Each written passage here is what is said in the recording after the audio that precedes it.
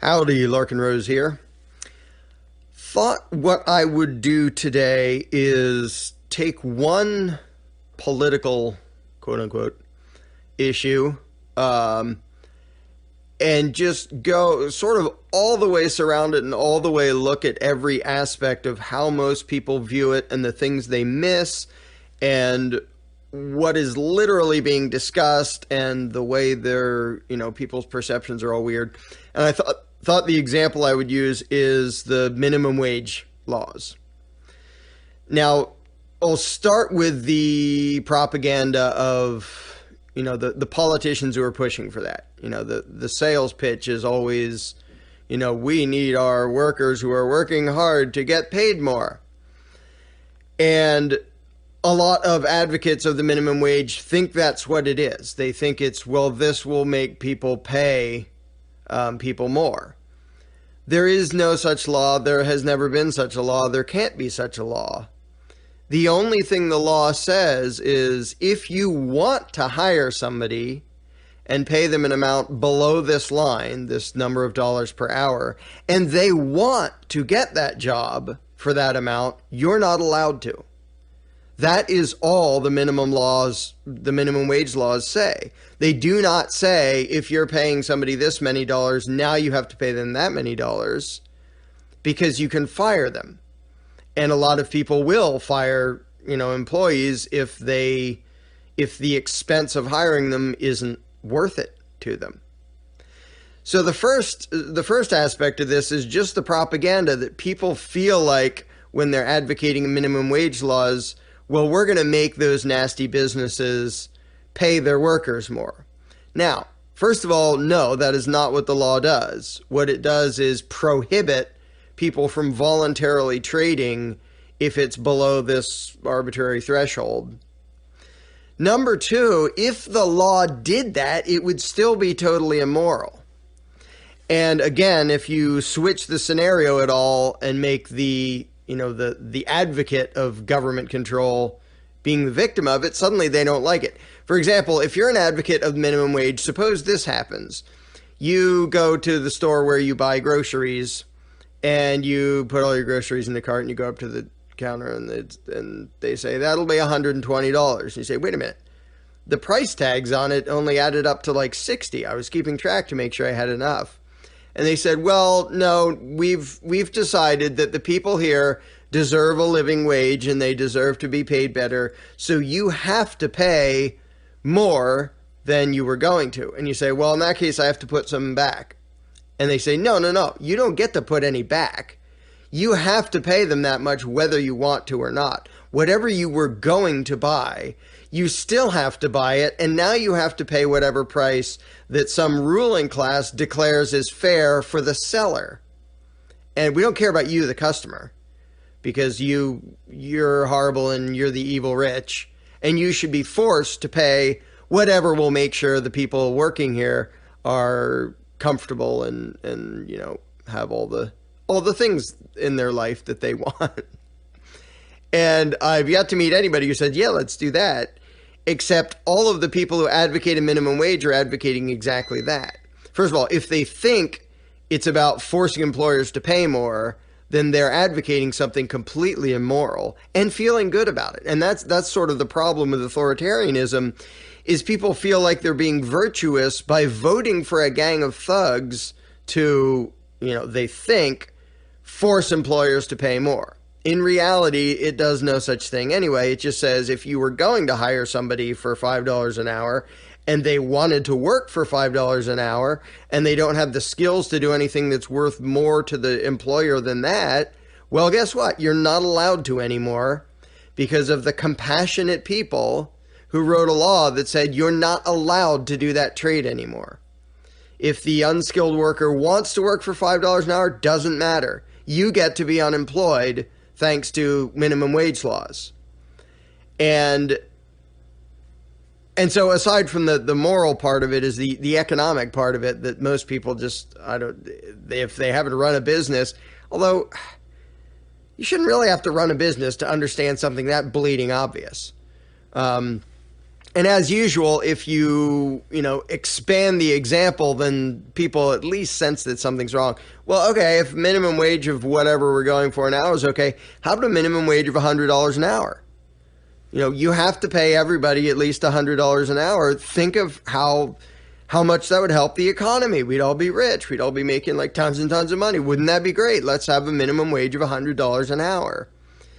And if you ask the average advocate of the minimum wage what's wrong with that, they don't really know. Well, people can't afford that. Well, who says they can afford what you're trying to force them to pay? Like, where's this arbitrary line that at some point you get to decide how much an employer can afford, and then you suddenly decide they can't? Well, they can't afford 100, but they can afford this many. Like, well, who says? And who are you to force them to pay anything? And of course you can't. All you can do is say you're not allowed to pay somebody less than this threshold. And so they fire a bunch of people, which just, it obviously happens. And it makes perfect sense. And it's just like the motives are bad. The economics is bad. But people do it and think they're being compassionate. And there's nothing compassionate about the minimum wage. Like, what people think of it as is violent and immoral. What it actually is violent and immoral, but different than what they think it is. Because they think it's forcing people to pay more, and it does no such thing.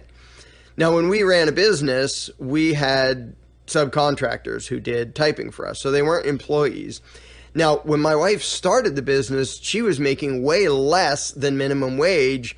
The only reason she was, quote unquote, allowed to is because she was self-employed. And apparently you're allowed to oppress yourself. You're allowed to exploit yourself. So she was starting a business and was just starting out, and everything was really slow and clunky, and because there's a million things to learn, and she's starting from scratch.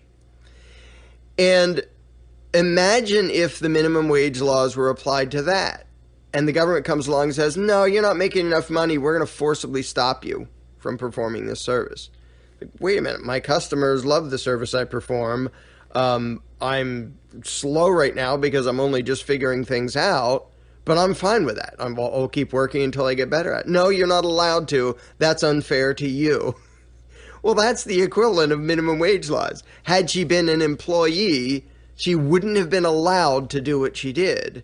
Government would have stepped in and said, nope, you're not, even if you want to, even if you're working hard, even if you're saying, well, right now it's slow, but eventually it'll build up as I get the system working and get to know what I'm doing. Nope, you're not allowed to.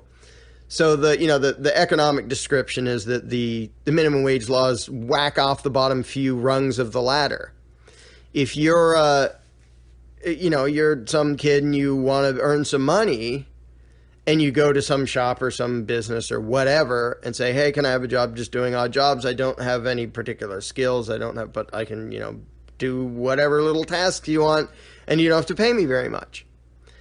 And that's for a young kid who just wants to make some spending money, that's a perfectly valid, moral, intelligent way to start. And the minimum wage laws say you're not allowed to do that. No, he's not allowed to pay you that little amount for doing those little tasks, because we're going to pretend to be compassionate and say, no, everybody should at least make this much. And then if he doesn't have a job and still doesn't have a job, and then he has no experience, and he has no, so often getting a better job requires having experience at a former job, and you'd sort of work your way up. Or the whole apprentice thing of you started a shop and you don't know what you're doing, and as you're going along, you learn more and more. And you get to do more and more, and then you get paid more. I mean, I did that when I was on a grounds crew for years. I started working there on summers and then worked there full time for a while.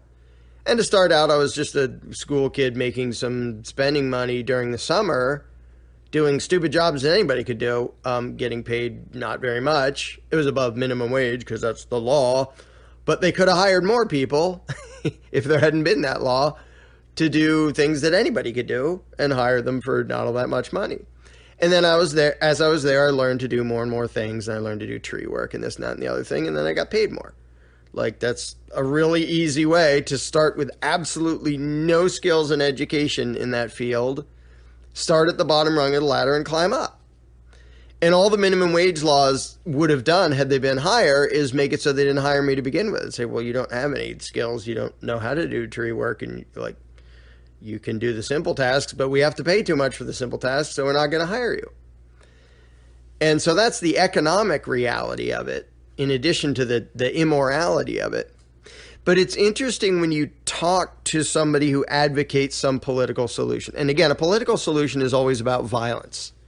You know, it's not, we're going to ask people to pay their workers more. No, government doesn't ask anything. It writes a law and says, here's what you have to do, and here's how we hurt you if you don't. That's all any law ever is. They might be huge and convoluted and complicated, but in the end, that's all it is. You have to do this. You're not allowed to do that. That's all a law can ever be.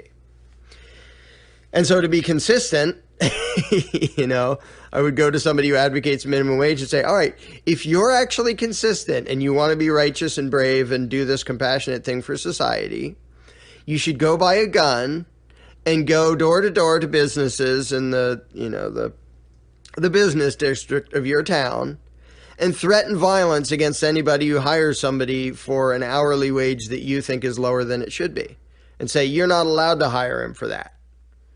And you can't tell them you have to pay them more. You can only tell them, I'm going to stop you from paying that little. And they might pay them more, but more than likely they're just going to fire them if you're threatening to hurt them if they pay somebody to do the work for that amount of money. So that's all you're doing. But because of the rhetoric and because people have this sort of vague layer of statism on top of their mind that makes them not really literally understand what they're advocating, they feel good about it. They feel good about threatening violence against millions of people they don't know and getting lots of people fired, because lots of people either got fired or don't get hired in the first place because of minimum wage laws. I mean, all over the place. Like, you can't, if you're just some random person and you want to hire some kid to do little tasks around your house for $3 an hour, and it's a young kid and he doesn't know how to do anything, like, there's half a dozen different quote unquote laws that make it so you're not allowed to. Even if the parents say, yeah, that's fine. The kid says, yeah, I want to make some money. I don't know how to do anything, but I'll make a few bucks an hour, picking up this, picking up that, whatever. And there's like half a dozen laws. No, the child labor laws, and there are minimum wage laws, and you have to fill out this form, and you have to, if there's going to be an employee, you have to withhold, and you have to do all these ridiculous hoops that get in the way. Without government, employment wouldn't even really be a measurement of anything. Like, now, to have a job, to get to the threshold of something that officially counts as a job, the person who's paying you has to jump through 57 hoops and go through this, pile of pain in the neck regulations and taxes and all these laws to make sure you're in line with, just to pay you to do something. Whereas in an actually free society, somebody should say, hey, I'll give you $3 if you carry the groceries to this old lady's house for her or something. Whoopee-doo, there. You have a job. And it's just so, and things like, a paper route. I don't know if anybody even does them anymore. You make a little bit of money for doing something ridiculously easy that anybody could do.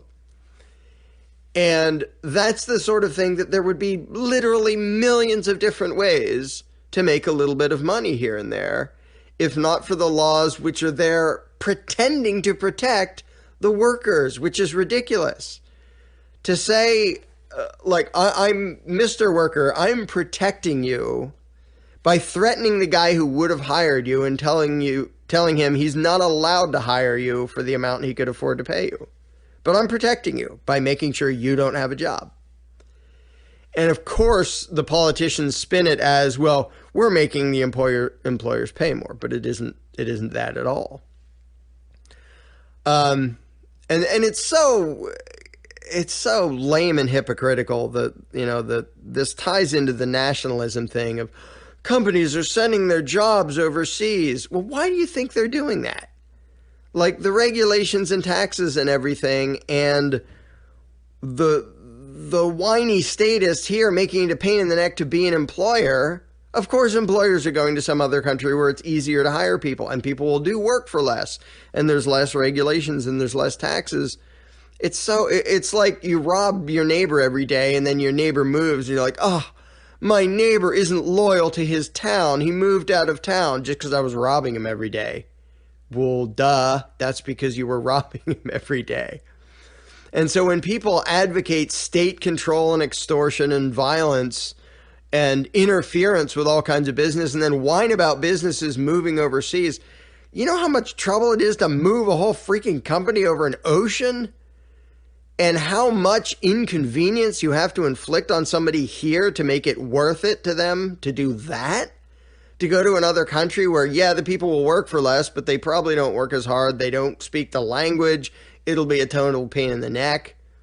But they do it because it's a bigger pain in the neck to work here because of the quote-unquote compassion of leftist economic policies that try to do things like minimum wage and tax this and regulate that, and you need a license and a permit and this and that and the other thing to have any business or do anything productive at all.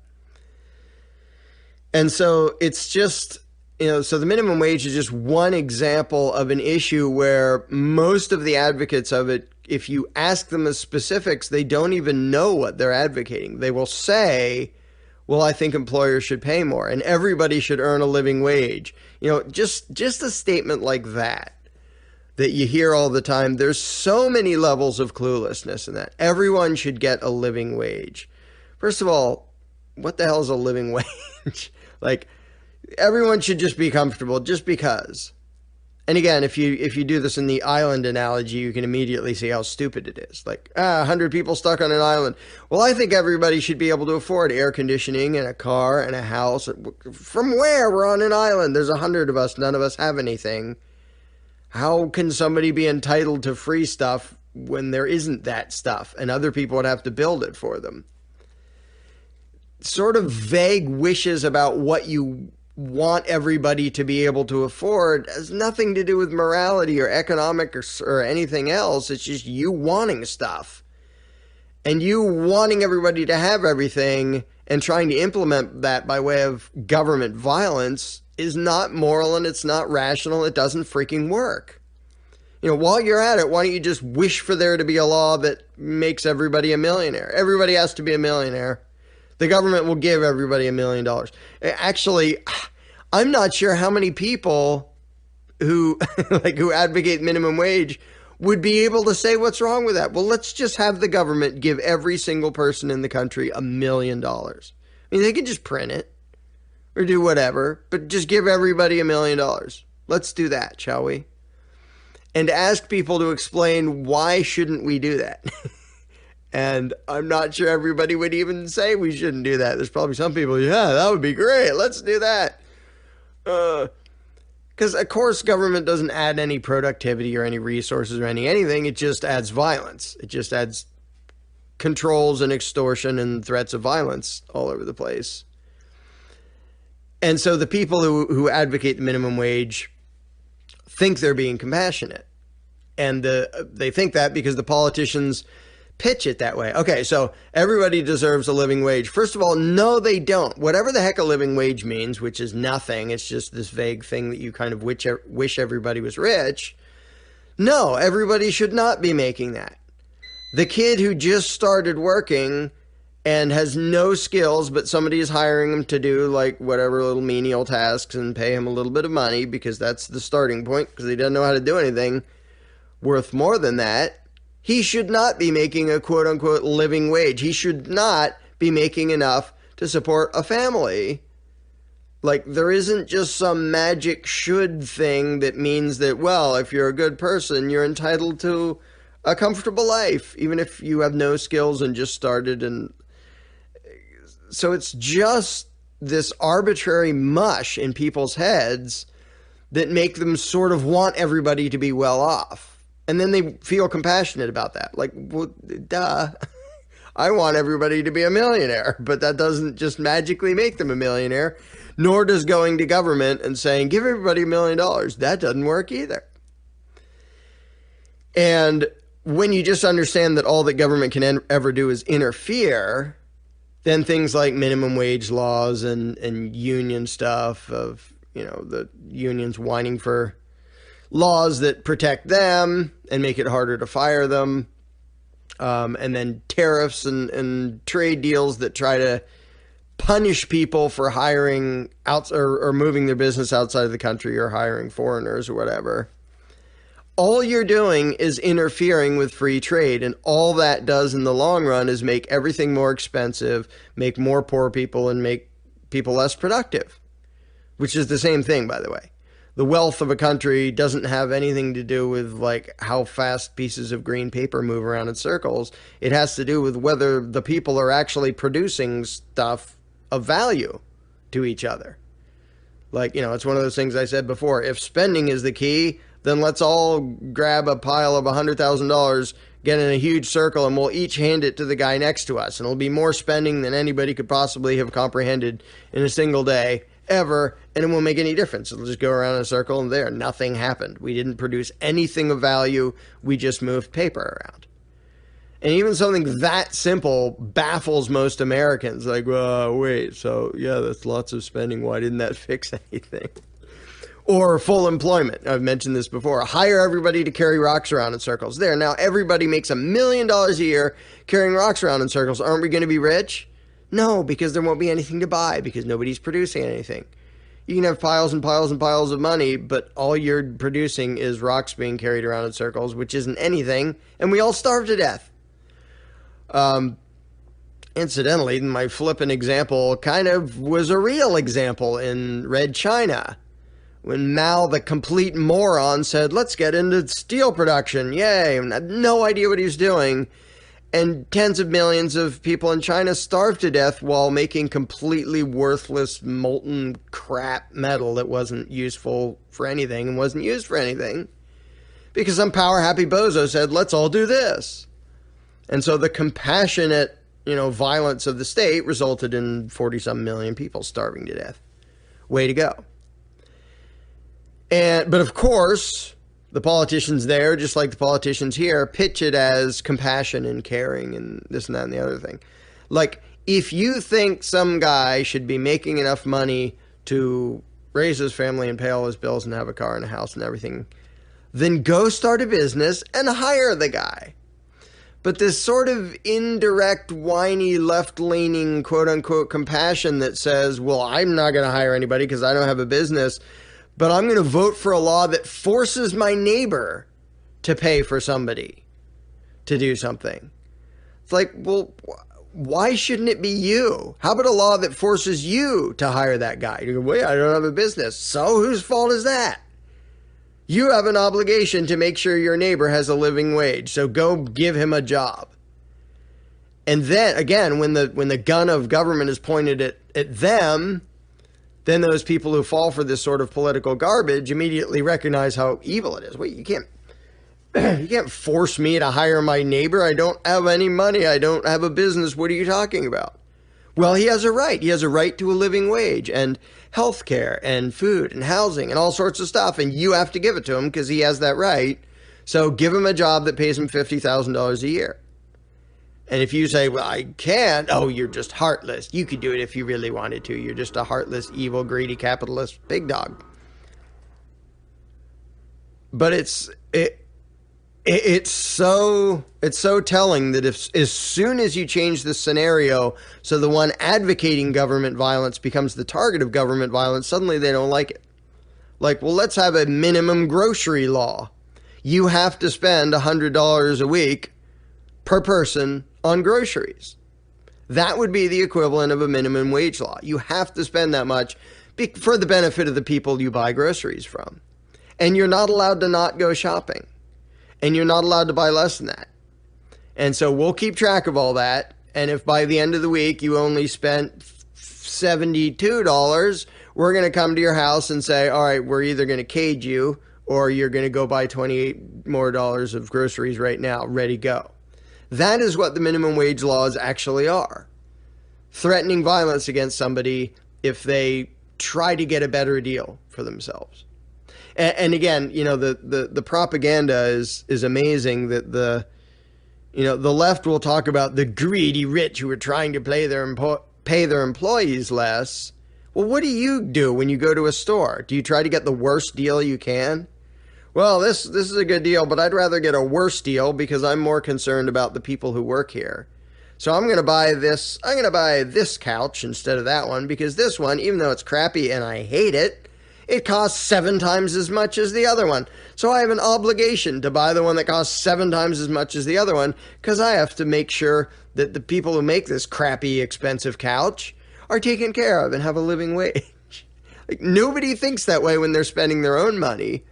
But in the name of quote-unquote compassion, they can be duped into thinking exactly that way when they're whining to government to enact a law to force other people to behave that way. Like, there are people out there doing this job, and you could easily hire them for $10 an hour because there are a ton of people who would do it for that much. But no, Mr. Evil Employer, you should be required to spend a lot more than you actually need to just for the sake of the recipient. And it's, it boils down to the simple thing of transactions being win-win or win-lose. In a voluntary society, every single economic transaction is win-win, which means both sides did the deal voluntarily because they both wanted what the other one had more than what they had. You go to a store, you buy a sandwich. It means you wanted the sandwich more than you wanted the money in your hand, and they wanted the money in your hand more than they wanted the sandwich they made. So you both do the trade, you both win, you both benefit, you both got richer than you were because you both value the other thing more than what you already had. That's win-win. Win-lose is somebody comes along and says, you have to buy that sandwich for $70. And you say, I don't want it for $70. And they say, too bad, you have to, because we have to make sure the sandwich maker is making a living wage. So that's win-lose. Sandwich maker wins because he gets a big pile of money. You lose, ha-ha.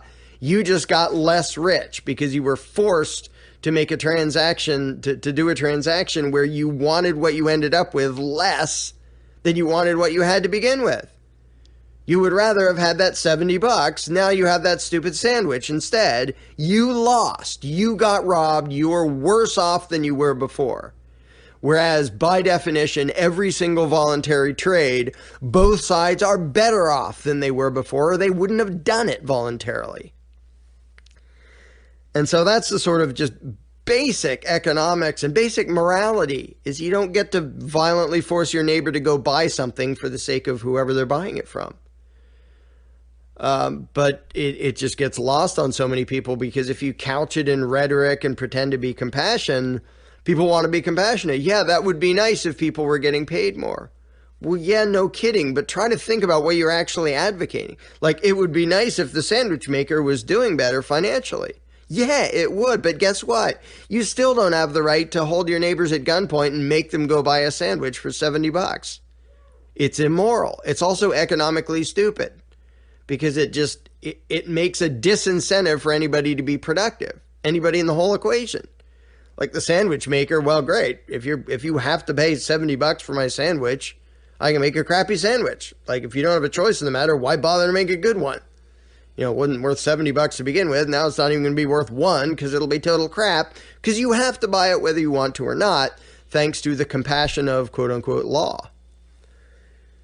So just the economic side and the moral side just get totally lost on people who get swept up in the feel-good fake compassion of statism, which is always about forcing what you want on other people. And that's not okay, and it's not compassionate, and it doesn't work either. And it's a little bit sad that even economics that basic is still misunderstood by that many people when literally tens of millions of people have died as a result of the quote-unquote compassion of the state in Red China and the Soviet Union and all over the place, where violent statist collectivism has been used to say, we're going to make sure everybody has free stuff. The Soviet Union, you're entitled to all sorts of free stuff. Hey, look, we're all standing in bread lines for hours to get a stale piece of crappy bread, and people are starving to death. But at least we're compassionate and equal. No, you're just duped statist boneheads who are falling for a completely immoral, completely impractical, and a completely just stupid way of doing things, which is, let's make it so instead of having win-win situations, we have win-lose situations all over the place, with somebody winning and somebody else losing and getting robbed. And so And that's just, minimum wage is just one little example. It's true of every political issue, is you have to make people misunderstand what they're actually advocating to get decent people to support these things. Because if you just say, hey, we want to support violently interfering with your neighbor's life, most people aren't going to go, yeah, that sounds great. But if you say, don't you think workers should earn more? People go, yeah. Okay, we're not going to mention the mechanism or the morality or anything of the specifics. Just vote for this if you want people to have more money. And that's how it's passed off. And what it actually is vote for this if you want government to violently interfere with employers and employees that would have made a voluntary arrangement, and now they can't, thanks to the quote-unquote compassion of government thugs. So yeah, every government solution falls into that category of I'm pretending to be compassionate and care about society, and my compassion shows up as violently trying to control my neighbors by way of a ruling class. So yeah, let's not do that anymore.